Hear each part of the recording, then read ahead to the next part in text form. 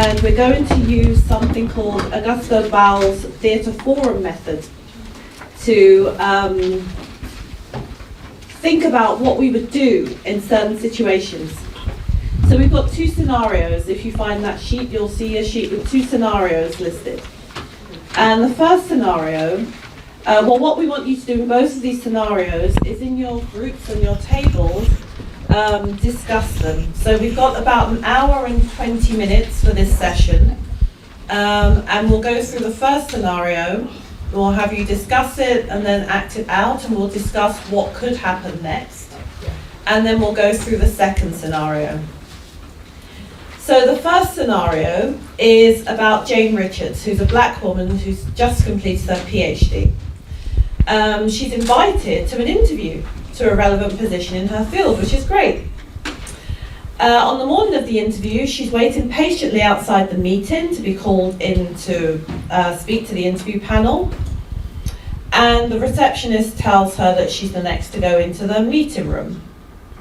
As she enters, the interviewer in the centre of the row, so the person who's the chair probably, says that he's expecting Jane Richards. Jane realises that the interview panel didn't expect her, a black woman, to have the name Jane Richards. So what does Jane do next? How should she react? And this is I know somebody who has been in this scenario and has had that response many times when she's arrived for job interviews. So that's the first scenario that we want you to discuss. The next scenario is concerns a black woman at a job presentation. Well, she's given a presentation at the interview for the job. So oftentimes now, for any academic role, you're asked to give a presentation before you sit before the panel. A black woman is heckled by an older white male member of the faculty. He's not reprimanded by any of his colleagues, and some of them snicker. Then during the interview panel, she's asked what it's like to work in the city of the university, and she's told that the school is set in the White Highlands of England.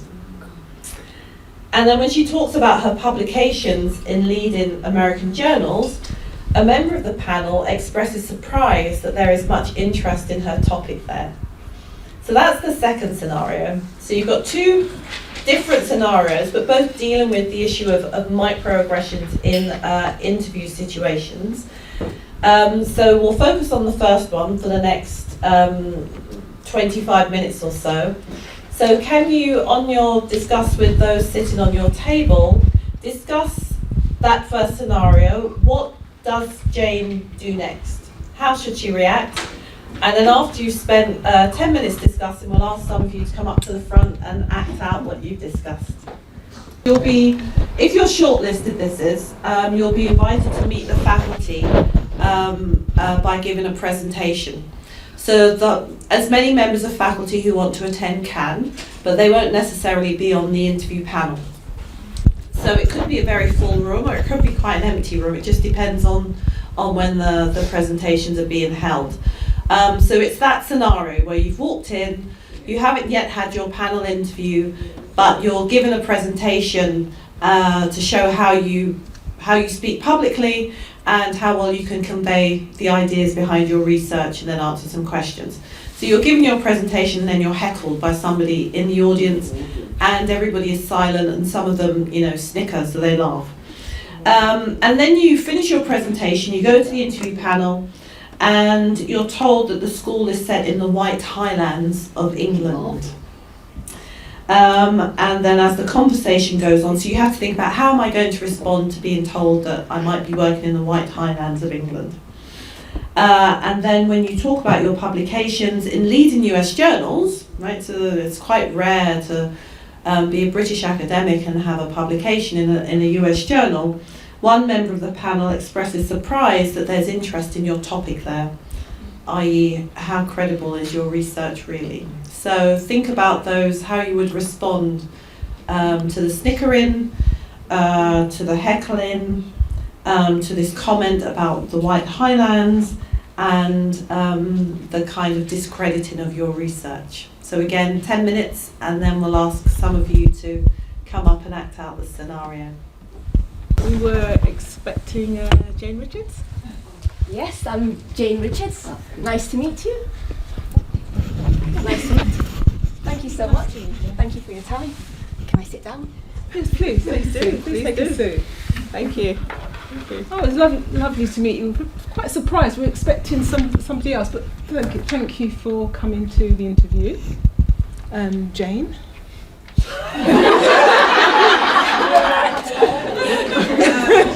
Was your name always Jane? I think since the day it came out, or maybe a week after, I'm not sure, but yeah. All right, okay, well. Welcome, Jane. Thank you. I'm very pleased to be here. Thank you. Great. So you could stop it there, and then, I mean, people from the floor. Is there any other way this could have played out? No. Go on. Exactly, was she expecting? What was the surprise? And then see if she has the balls to say what the surprise is. Because this is a perfectly valid way of doing it, but there are many. Hello. Thank you for coming into the interview. Please take a seat. Thank you. And you are? I'm Jane Richards. Oh, all right. Okay. Are you okay? Oh, okay. Are you sure you're coming to the right? This is the interview, right? For what? And you've got Jane Richards. What is it that you're applying for? The job role on your sheet. Oh, right. Okay. Yes. So you are Jane Richards. This is Jane Richards. Yes. Okay. Yes. Pleased to meet you both. Pleased to meet you. Yes. Okay. And you've always been Jane Richards. I have. Have you always been Debbie and Jackie? Well, that will piss them off. Today I'm Debbie. Yeah. Well, thank you So for ask the coming. question that you mentioned. What was the surprise? Well, we were. I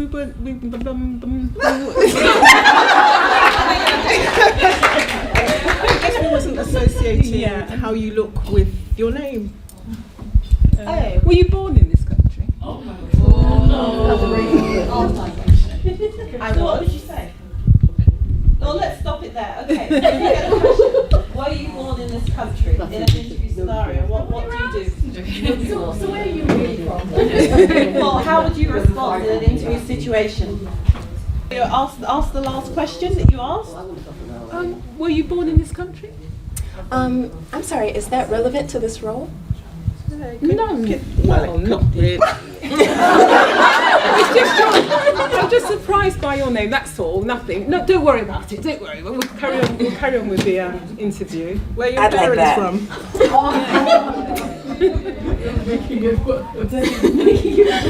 It's the Richards. You know what's confusing us is the Richards, and then Richard is Jane as well. Yeah. And you've just, you arrived, and we were surprised. You know what it is? You look quite exotic, and Jane's quite a plain name. Jane's quite plain normally, but you're not plain. So how would you respond? She's asked two things there. Where are your parents from? And you look quite exotic. Now, this is an interview situation. You actually want this job. So how do you respond to being your authentic self and yet still maintaining a possibility of getting this job? Because I need money to buy a house and do important things for me, so I might not mind, so that I can then ask for a higher salary. Like I'll lean into your interests, like your fetishes with with being brown and Muslim and all that. Okay, Just pay me more. No, I wouldn't be able to act it out. I wouldn't I don't have anything in mind. All right, come on. Hello, Jane. Where are your parents from? My parents are from Pakistan. We're from Punjab. We were directly affected by colonization. We migrated from India's Punjab over to Pakistan's Punjab. My grandmother's sister was kidnapped on the way. It was all very traumatic. Wow. So respond. That's my family too. My family were out there helping. They say so many things, but I think it's so complicated, the entire, situation and stuff. Who's Maybe they? you can. Who's they? different opinions, and I feel like we have to listen to each other and discuss different perspectives. Yeah. I mean, this is all. Thank you so much for your comments, but I still want to know, how is it your name is Jane Richards? Are you married? Well, Jane has a Christian version, and there is also I don't actually know if this is true, but maybe there is a Arabic interpreter. Well, you know, there's a point at which, when they're asked these kinds of questions, you can start to make a few things up. As long as you're not making anything up about your CV or your skill set, you know, if you just need to move the conversation on, just giving them an answer they would be satisfied with. But I think the idea that you actually lean into their questions, and as you did, then actually say, you know, this was colonisation, blah, blah, blah. You could say, well, my name is Jane Richards because I come from the Caribbean, and the area where my parents grew up, there was a very large plantation, and that's the surname that I was given. And then that, you know, throws it back into their court, and they'll probably then be, oh yeah, let's get back to our questions. That's better, actually. I prefer that one, so I would talk But you know what? about that. Yeah, the conversation we had at the table was that people on the panel might not actually be your managers, because I was asked to be on the panel, you know, and they just wanted somebody from the department to be on the panel. So it could be anybody on the panel, and they could say Usually from. there's somebody who is the line manager on the panel. I'm not saying there wouldn't be, Not but the only you person. don't have to take what microaggressions come from the panel. As representative of the whole department. That's true. That's what we'll say. That's a good point. Yeah.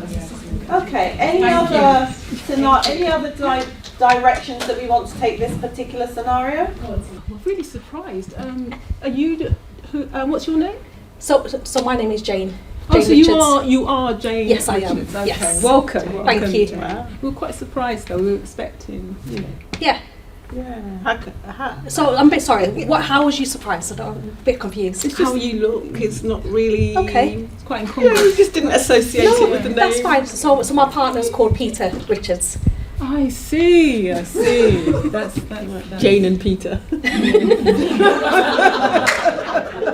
So I actually changed my name, my first name. All right. So my full name is Santosh, but I changed it to Jane because people can't pronounce it. So I just thought I'd make it easier for them. Okay. Oh. Not just son. No.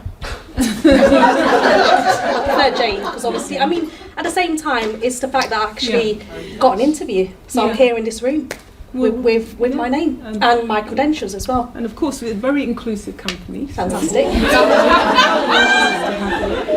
So what about yourself? So is it Debbie? So Debbie, whereabouts are you from? I don't think that's relevant to the interview. Oh, okay. So I was just trying to get to know you, that's all. I thought it'd be, you know, like I said, it's inclusive. Yes. So I just thought it'd be interesting just to know your background as well. Thank you. Yes.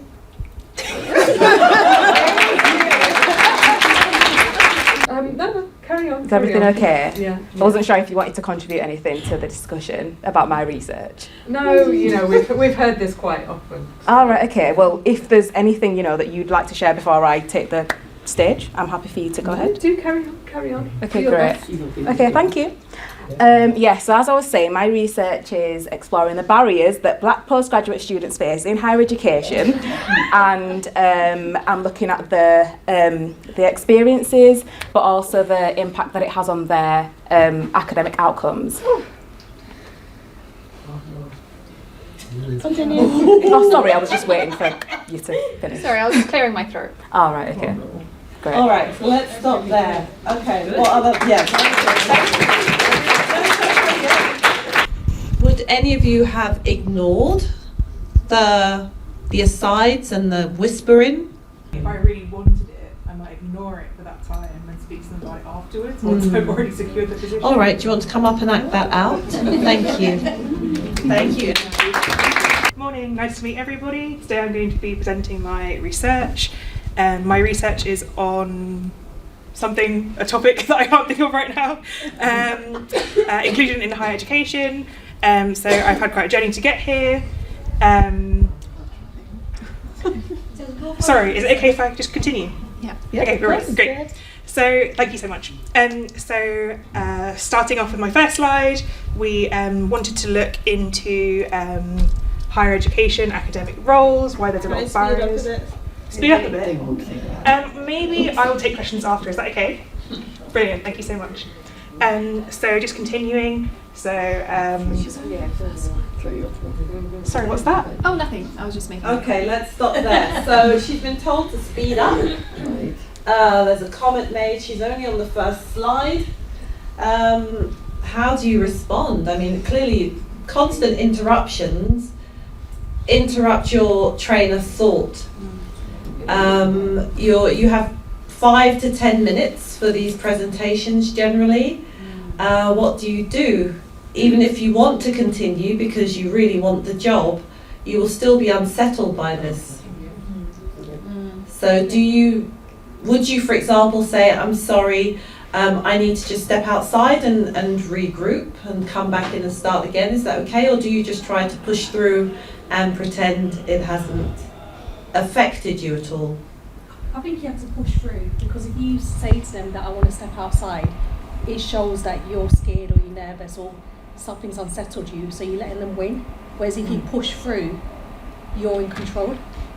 I think I would have to push through. I wouldn't say I need 5 minutes, because that's 5 minutes of your interview. Well, that's right, exactly. I have a stutter, so if that kind of thing happens, not only would it then trigger my disability, it then means that, so I genuinely don't know how I would deal with that situation, because anyone who's maybe neurodiverse might actually not be able to then push through. So it's like, what do you do in that situation?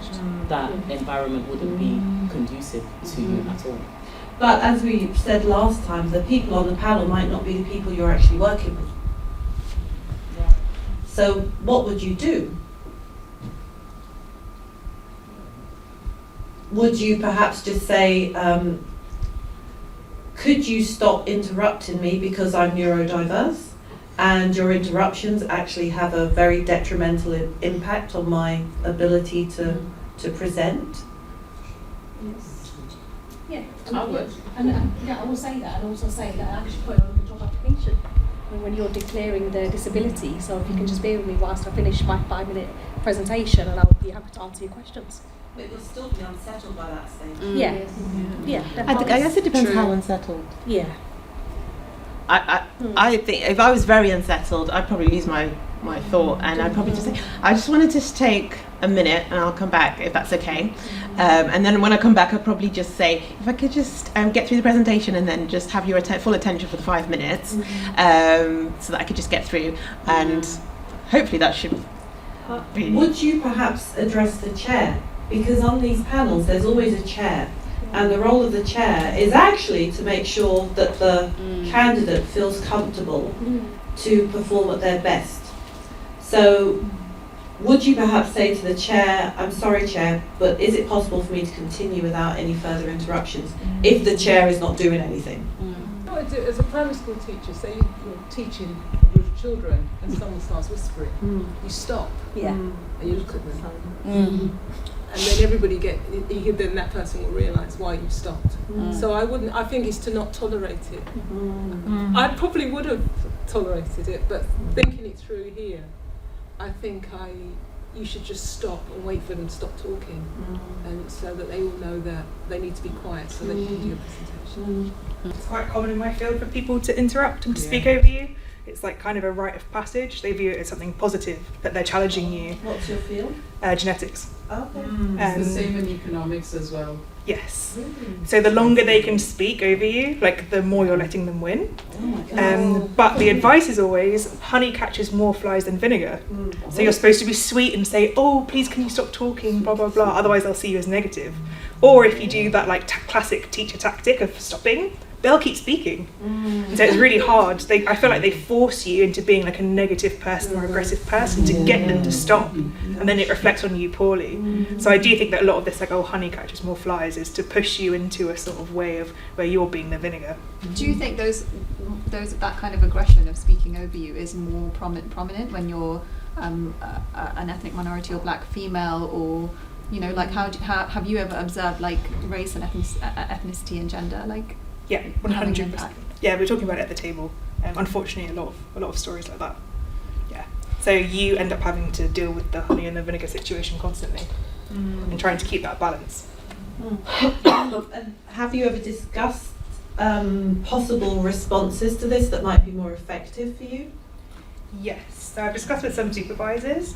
One thing that I think has worked for me better is to keep talking. So I'm like, if you're going to embarrass me, I'm going to embarrass you back. So you kind of have to have a little bit of a gumption. But my style tends to be that I'll keep speaking, but in a sweet way. So it could be seen as like, you know, even though I'm not a sweet person. You go, girl, that's it. Yes, I've got one question. Just wanted to find out from your perspective, what is it like to work in the city of the university? Oh, well, this is the White Highlands of England, so yes, the White Highlands. Sorry, I'm a bit confused. When you said White Highlands, what does that actually mean? What does that? You explain. Oh, the White Highlands. Yes, it's lovely. Oh, I will say that. So can you just explain what you mean? So, I'm sorry, you've kind of thrown me off because I'm a bit confused. What do you mean? Can you define what White Highland is? Well, it's white. Oh. It's white. Oh, the fact that you don't even know. I mean, I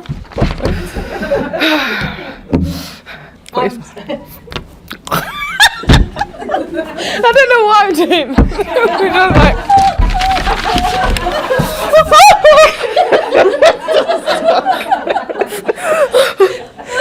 You've upset her. Would you like some tissue? Sorry, I just feel it's just too much for me right now. I just feel uncomfortable. No, that's okay. That's fine. Sorry, I just wanted to know. I have a couple of questions. So when you refer to the White Highlands, do you mean, like, for example, obviously we're near the White Cliffs of Dover? Is that what you're referring to, or are you referring to the whiteness and race? I don't even know what to say at this point. Well, yeah. Okay. So you clearly, they're nonplussed, they don't know what to say. I mean, I don't think someone would know what to say. But also, we was talking about, I think it was you. Yeah. So the white lady crying, basically, when she asked her, yeah, so that was me crying. She got intimidated. In the Karen. But also I mean, personally, I don't understand what the White Highlands means. Yeah, we had to Google it. Very white. Yeah, I would assume that. So I would, yeah. I mean, like, if they say that, and then someone questions it, you'd probably be afraid to say what it means. Yeah. Well, exactly. It would probably just come out like White Highlands rather than mate or sometimes. Do exactly what you did, which would be say, yeah, true. Yeah. Because they wouldn't want to say exactly what it means. Yeah. It would be very controversial to say that in an interview.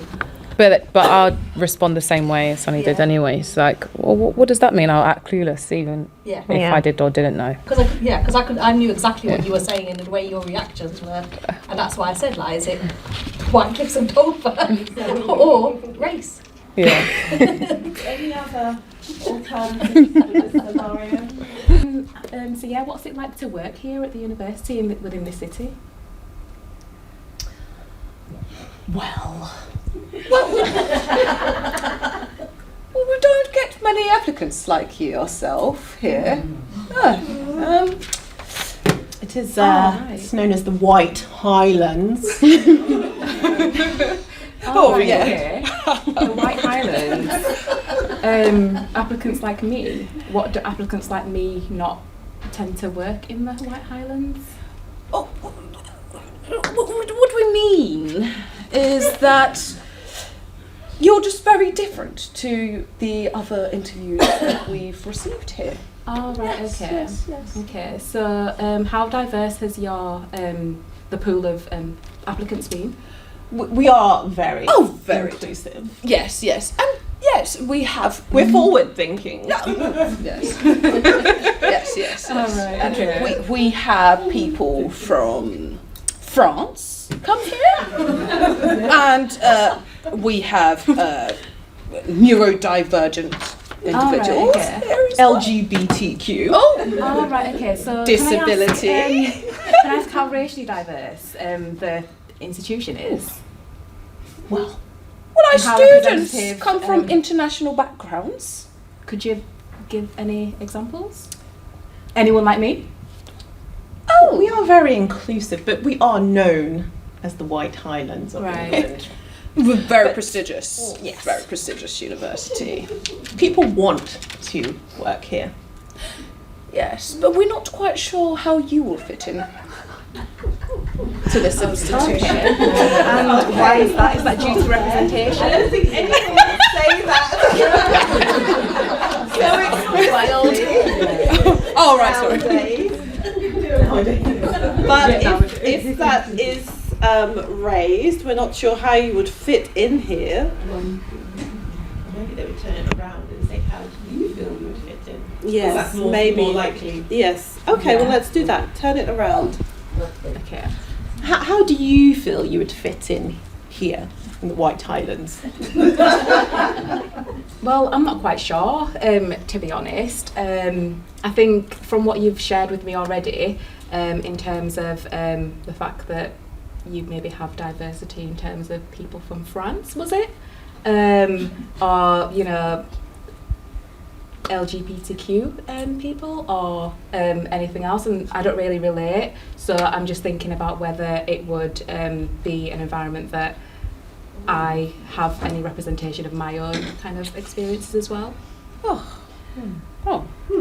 think it's all very my application as well in terms of my different characteristics.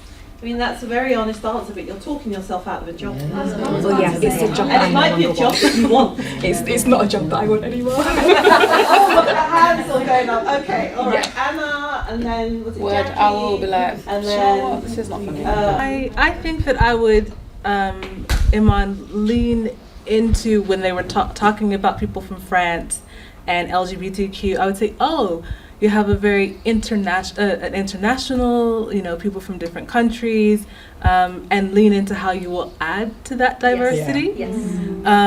Rather than saying that you're not represented, because you could be the one to represent and add to the diversity, especially when you really want the job. So draw on that as but I see the point they were making about talking about everything else except for race. Yes, exactly. I think in that instance as well, because the question was kind of like, okay, so how do I fit in? But then you turned it back on me as well. So to me, that suggests that, well, I don't fit in this space. So but then you want the job, so you have to convince them that you will fit in. Yeah. It's hard. It is hard. That's right. Sometimes. Maybe it's You know, when it's overt, you think this isn't for me. So in a sense, maybe we should be interviewing them and. Well, you should be. Yeah. I mean, that goes for every interview. Yeah. But you don't want to talk yourself out of a job. Yeah. I mean, you want them to at least offer you the job and have the luxury of refusing it. Yeah. Rather than talking yourself out of a job. It sounds like there's some areas that they have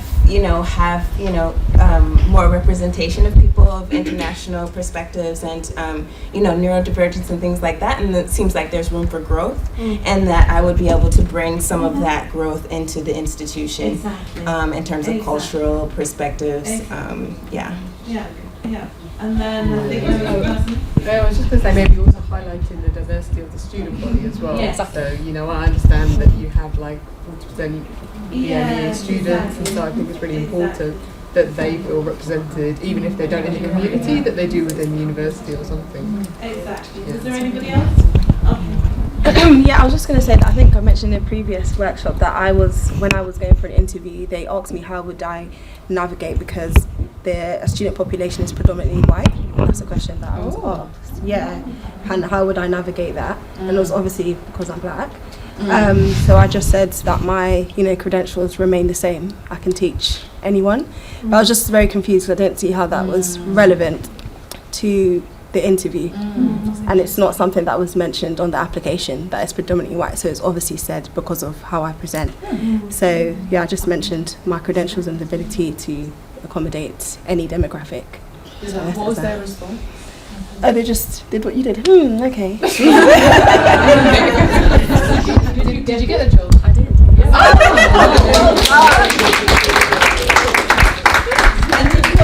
Obviously obviously you're sitting there and you're having this conversation, and it's clear to you that they don't want you here, or they can't see you here. So I get your point about like kind of you're talking yourself out of the job, and you probably don't want to work somewhere like that. But if you know that like I don't fit in, they're not going to recruit me, they're not looking for someone like me, like how would you continue? Do you know what I mean? Like as if you carry. How many people have applied for the job?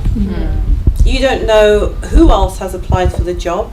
So they might offer you the job. Sometimes you think the interview's gone very badly and they offer you the job anyway. So keep all options open.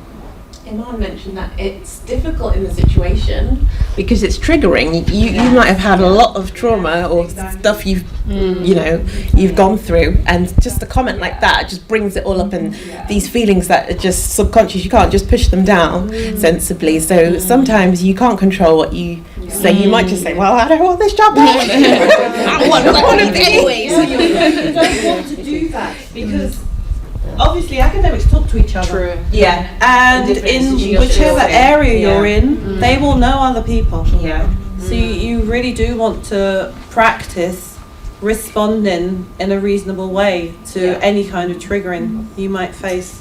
So just to say, I mean, we've got one example here of somebody who responded differently, took the question at face value and got the job. But do you remember Amaka?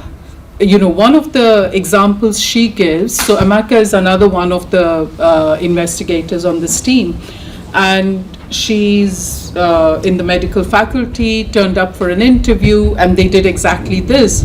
Sort of, it was a senior white doctor who sort of said, oh, we don't have anybody like you on this team. But in the end, she got the job.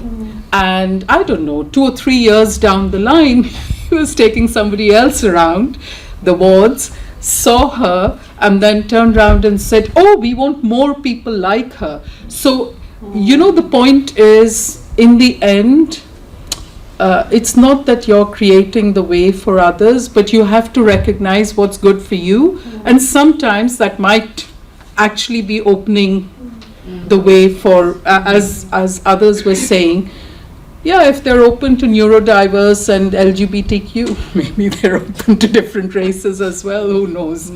But it's you open that way.